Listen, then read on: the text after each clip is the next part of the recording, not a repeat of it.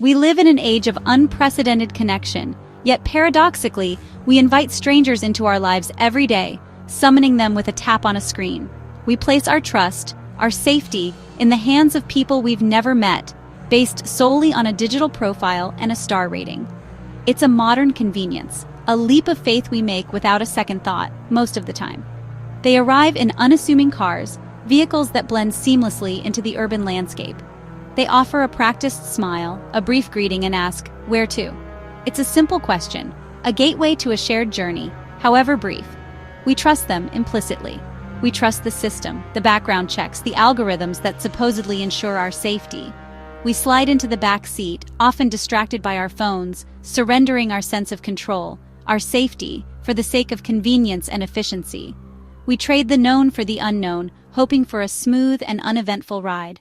The hum of the engine, the gentle sway of the car, the passing streetlights, it's the soundtrack of modern life, a familiar rhythm that lulls us into a sense of security. But what happens when that trust is broken? What happens when the familiar turns sinister, when the sense of security shatters? One night, after a late dinner with friends, I called an Uber, just like I had countless times before. It was a routine, a safe, predictable transaction. Or so I believed, or so I thought. The car matched the app, the make, the model, the color. Blue sedan, right plate, driver named Michael, just as the app indicated. Everything seemed to be in order. He looked older than his photo, a bit weathered, but I dismissed it as bad lighting or an outdated picture. "For Sarah?" he asked, his voice a little raspy. I nodded, offering a polite smile, and got in. The door clicked shut with a solid thud, sealing me inside. The air inside was thick, tinged with the cloying scent of cheap air freshener, trying too hard to mask something else. He confirmed my destination, his voice still a little rough, but his gaze lingered in the rearview mirror, fixed on me. Too long. It was a subtle thing, a fleeting moment, but it was enough to prickle my skin. I told myself I was just tired, stressed from the day, maybe a little paranoid. It was late, and the city always felt a little more menacing at night. We pulled away from the curb, the city lights blurring past the window, streaks of color against the darkness. But soon, a growing unease began to creep in. I glanced at my phone and noticed we weren't following the route on my GPS. He took a sudden turn, veering off the main road and onto a series of side streets, then darker alleys, leading us further and further away from the well-lit avenues. A knot of unease tightened in my stomach, a cold dread beginning to spread through my veins. It was a small deviation at first, almost imperceptible, but enough to make the hairs on my arms stand on end, a primal warning signal flashing in my brain.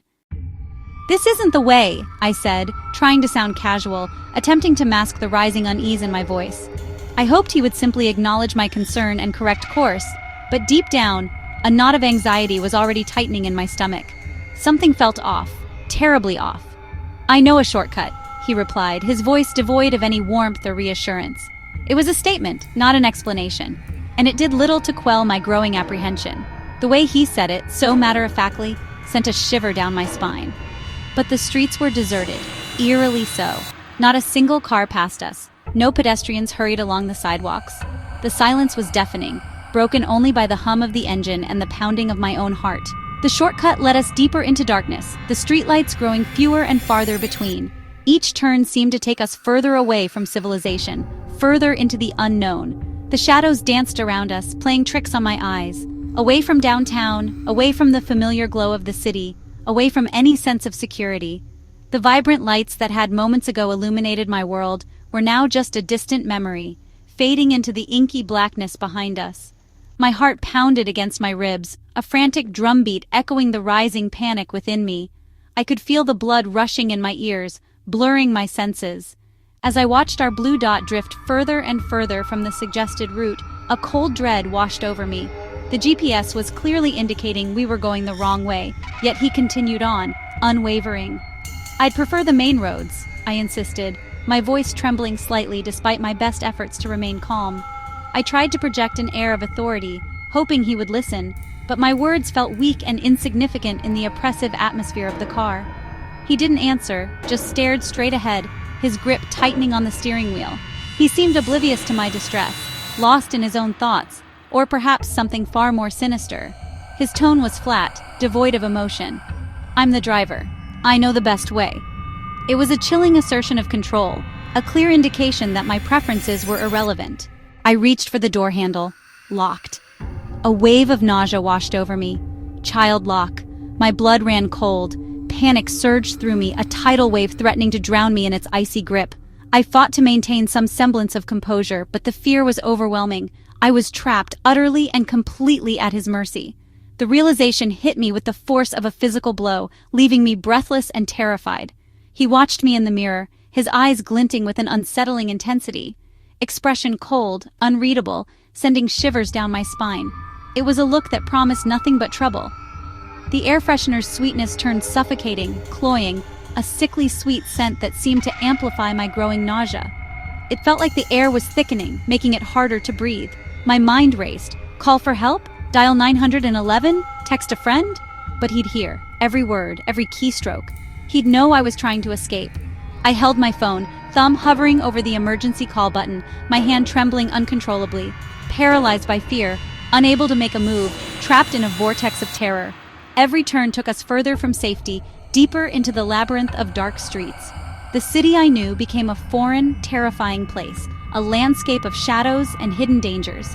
It was as if I had been transported to another world, a world where anything could happen. The comfort of an Uber ride dissolved into a waking nightmare, a terrifying descent into the unknown. I was the unwilling star of my own horror story, trapped in a script I didn't write, with no idea how it would end. I needed to act, to find a way out, to regain control of the situation. But every option felt dangerous, fraught with risk, a gamble with my own safety. The silence in the car was thick, oppressive, heavy with unspoken threats and simmering tension. It was a silence that screamed louder than any words. I realized I was completely at his mercy, my fate hanging precariously in the balance, dependent on the whims of a stranger. My heart pounded in my chest, a frantic drum against my ribs. With trembling fingers, barely able to focus, I texted my boyfriend. "Something's wrong. Driver's off route. I don't recognize these streets. I'm scared. Really scared." Each tap on the screen felt like a desperate plea. I knew I had to get my location to someone, anyone, just in case. I quickly sent my live location, hoping he'd see it and understand the gravity of the situation. The little blue dot on the map representing my movement felt like the only tangible thing connecting me to safety. Seconds stretched into an eternity as I waited for a response. Finally, a message popped up. He replied, "Call me. Put me on speaker. Pretend I'm your dad. I'll handle this." His quick thinking gave me a sliver of hope.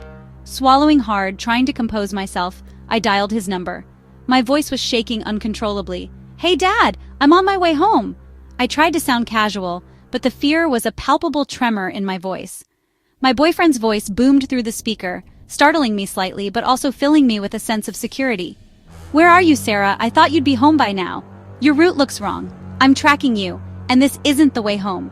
Tell the driver to get on the main highway now, immediately, or I'm calling the police. I mean it. I'm already dialing." The threat hung in the air, sharp and undeniable. The driver's eyes flicked to the mirror, meeting my gaze for a split second. His jaw was tight, muscles clenched. I could see the anger simmering beneath the surface. Silence stretched, thick and heavy with unspoken tension. Then, suddenly, he jerked the wheel and turned onto the highway. The sudden movement threw me against the door. A wave of relief washed over me, so potent it almost made me weak.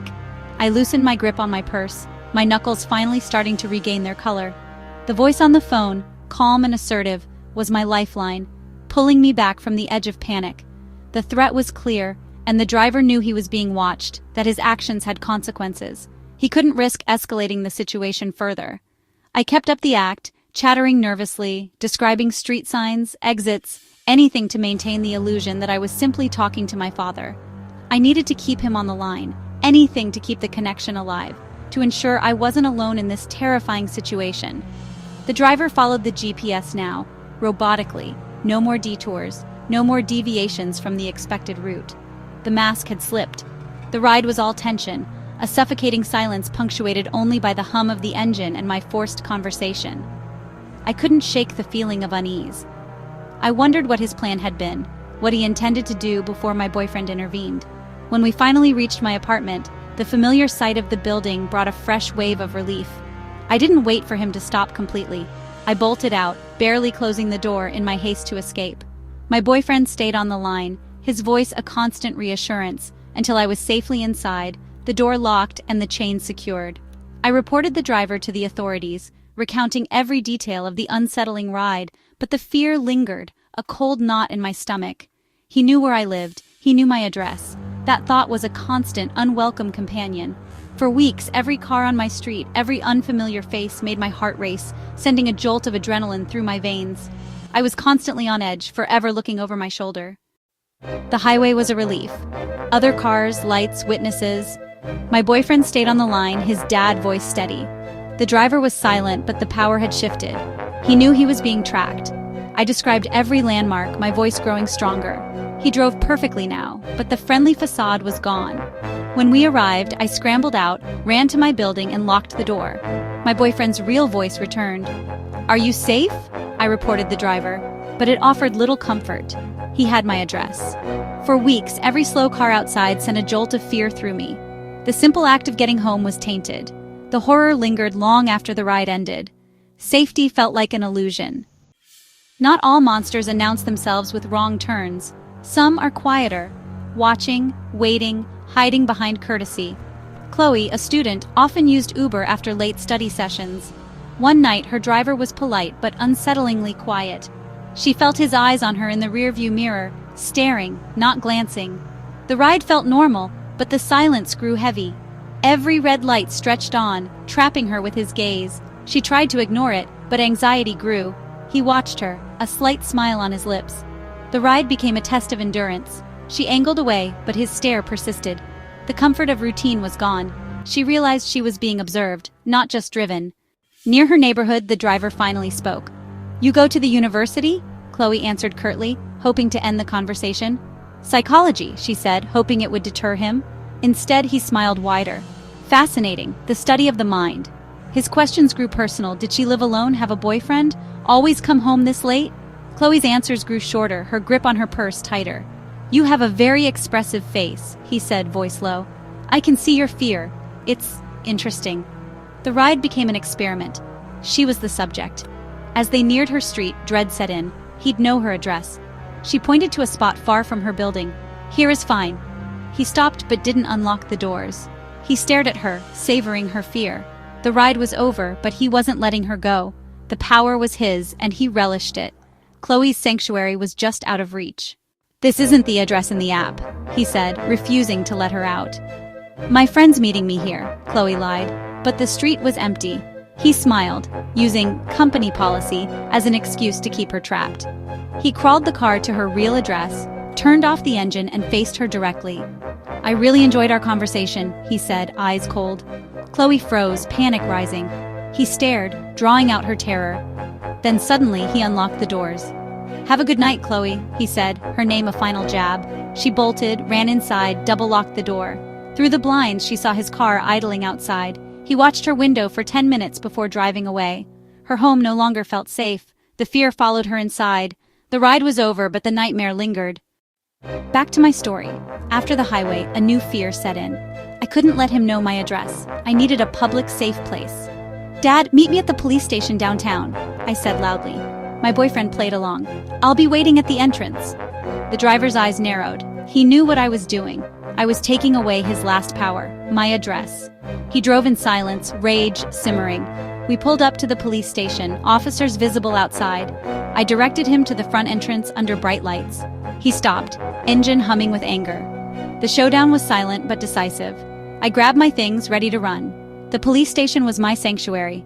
I was finally safe, or as safe as I could be. He killed the engine, unlocked the doors. I left without a word, walking fast toward the police station. He stood by his car, just watching. A silent threat. For Chloe, the fear didn't end. She saw his car near her building, her coffee shop, her library. He never approached, just watched. A ghost haunting her life. She reported him, but there was little anyone could do. These aren't ghost stories. They're real. The monsters we fear most are the ones hiding behind a smile and a 5-star rating.